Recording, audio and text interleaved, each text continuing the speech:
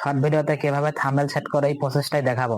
তাহলে চলুন আজকের ভিডিওটি শুরু করা। ভিডিওটি একটি লাইক দিয়ে চ্যানেলটি সাবস্ক্রাইব করে দেবেন। এর জন্য আপনাকে যেতে হবে ক্যাপকাটে। যে ভিডিওতে থাম্বনেল সেট করবেন সেই ভিডিওটি সিলেক্ট করে নেবেন। ভিডিওর লাস্ট প্লাস আইকনে ক্লিক দিবেন।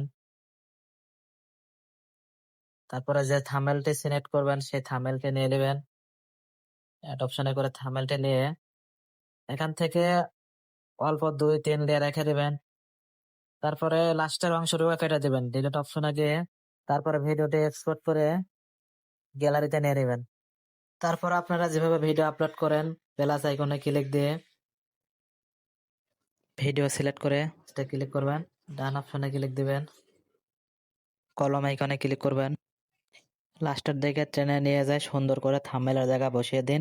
তারপর টিক চিহ্নতে ক্লিক করে দিন। ভিডিওর টাইটেলটি বসে আপলোড শর্টসে আপলোড দিয়ে দিন।